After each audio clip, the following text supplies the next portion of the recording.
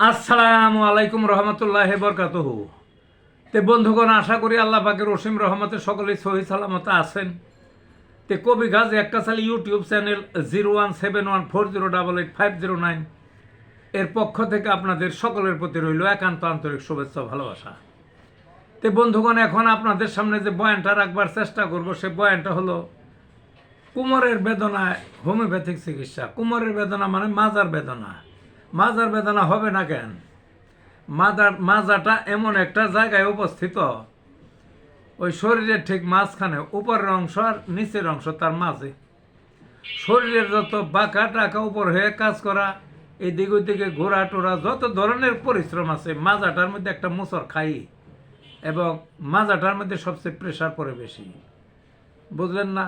দেখা যাইতেছে হাত দিয়ে কাজ করি, মাথা দিয়ে বোঝা নেই, পা দিয়ে হাঁটি, কিন্তু মাজাটা মধ্যস্থল তো, এই নিয়ে ঘর্ষণ হয় বেশি, এবং সেই জন্য এই জায়গায় বেদনা বা বাত যাই কোন এই জায়গায় বেশি, হাড় ক্ষয়টা এই জায়গায় বেশি।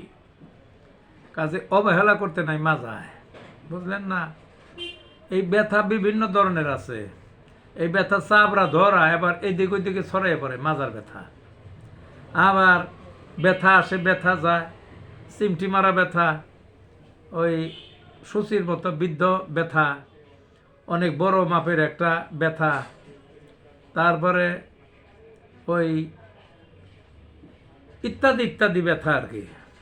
এখন এই ব্যথা কোনোটা আবার ওই গরম থেকে আরাম লাগে, কোনোটা ঠান্ডা পানি দিলে আরাম লাগে, ইত্যাদি ইত্যাদি আছে। তো যা হোক, এই মাজা ব্যথার হোমিওপ্যাথিতে ভালো ভালো ওষুধ আছে। সেই ওষুধের পরিচয় করিয়ে দিই আগে। সেগুলা হলো কোবাল্টম একটা ওষুধ, নেফেলিয়ম এটা একটা ওষুধ, এমন Muir, রাস্টক্স, calcarea floor, স্কুলাস heap, কেলিকার্ভ, arnica Mont, ইউপিয়ন, Thuja ওষুধটাও খুব ভালো এই মাজার ব্যথার জন্যে। তারপর আছে এন্টিম টার্ট, ক্যালকেরিয়া ফস, ব্রায়োনিয়া, আরও বিভিন্ন ওষুধ আছে।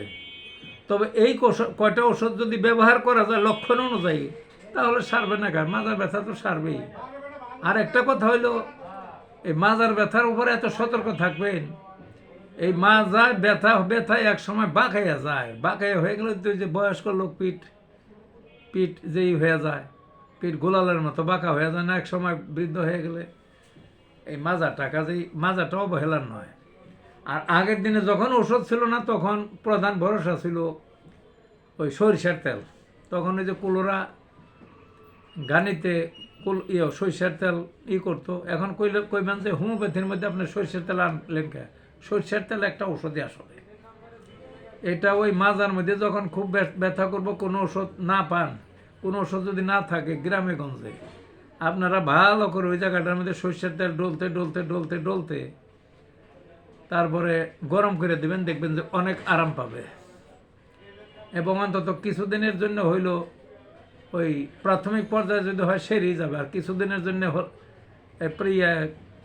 অন্তত কিছুদিনের জন্য রোগটা নিবৃত্ত থাকবে, যদি পুরাতন রোগী হয়ে থাকে। কাজেই ভালো থাকুন বন্ধুগণ।